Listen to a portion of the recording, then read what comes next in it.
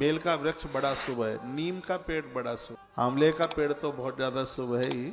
ऐसा बताते हैं कि जिनके घर में तुलसी होती है उस घर में पितृदोष नहीं रहता। सुनिए बात को ठीक से, ये वृक्षों की बड़ी महिमा है। तो पेड़ ऐसे हो खड़ा हुआ था, वृक्ष खड़ा हुआ था। इतना और कह दूं चलते चलते कि तुलसी रोज लीजिए। हमारे ज्योतिष के ग्रंथ कहते हैं कि तुलसी का पत्ता लेने से, तुलसी पत्र लेने से गुरु बहुत मजबूत होता है, बृहस्पति मजबूत होता है। और जिनका गुरु मजबूत है, जिनका बृहस्पति मजबूत है, ऐसे लोगों की बुद्धि उद्धव की तरह होती है, गुरुदेव बृहस्पति की तरह होती है। उनका बड़ा उत्थान, उनकी बड़ी तरक्की होती है। जब से मैंने पढ़ा है, ये मैंने 3 दिन पहले बात पढ़ी है, और तब से मैंने भी प्रत्येक दिन तुलसी लेना शुरू कर दिया। प्रत्येक दिन तुलसी की इतनी बड़ी महिमा है। नकारात्मक सोच, तुलसी से कुंडली के दोष समाप्त हो जाते हैं। तुलसी के 2 एकाध पत्ते रोज लीजिए। हरि वैष्णव घरों में जो तुलसी होती है, तुलसी पितृ दोष को समाप्त कर देती है। गरुड़ पुराण में लिखा है कि जिसके घर में तुलसी की पूजा होती है, जिसके घर से गौ माता को रोटी दी जाती है, जिसके घर में 11 का व्रत होता है, जिसकी देहली से कभी गरीब भूखा नहीं जाता, ऐसे परिवार में किसी की अकाल मृत्यु नहीं होती।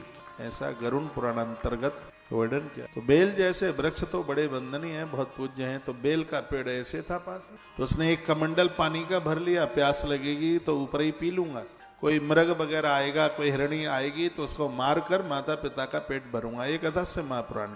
तो उसने मन में ऐसा विचार कर लिया, दर्शनार्थ में ही जगतान पूजनार्थ में ही। वो पूजा के बारे में तो कुछ जानता ही नहीं था।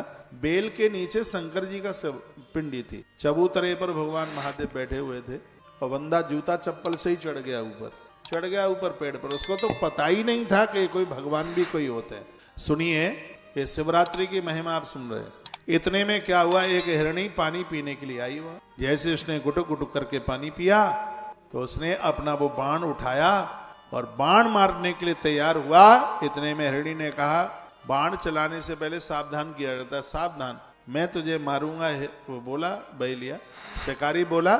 तो उस हिरणी ने कहा, ये कथा आप सुन रहे हैं, इस कथा के सुनने से आपको मासिक शिवरात्रि का फल प्राप्त हो जाएगा, इसलिए जरूर इसको, ये मैं शिवरात्रि की महिमा की कथा आपको सुना रहा हूं। तो हिरणी ने कहा, भैया हमने तुम्हारा क्या बिगाड़ा है, आप हमें क्यों मार रहे हैं? शिकारी ने कहा कि मेरे माता पिता भूखे हैं, तुझे मार करके मैं उनकी भूख मिटाऊंगा। तो हिरणी बोली, रो पड़ी, भाई मेरे छोटे छोटे बच्चे अनाथ हो जाएंगे, मैं अपने बच्चों को अपनी बहन को सौंप करके फिर मैं तेरे पास आ जाऊंगी, तू मुझे मार डालना। तो उस शिकारी ने कहा कि ऐसा कौन है जो मौत के मुंह से निकल के फिर मरने को आ जाए?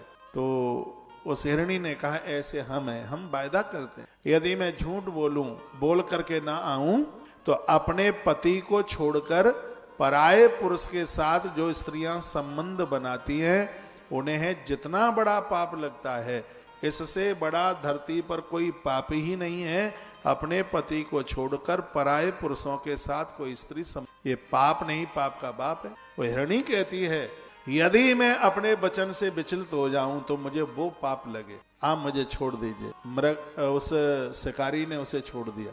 लेकिन जब वो बाण चला रहा था तो कुछ बेलपत्र और कमंडल का कुछ पानी, जो नीचे बेल वृक्ष के नीचे जो महादेव की पिंडी थी, रात का समय था, उसके ऊपर हाली उसने कमंडल संभाल लिया उसको। तत्पश्चात वो गई तो अपनी बहन को ढूंढती ढूंढती दूसरी हिरणी आई, वो भी वहीं पहुंची उसी सरोवर पर।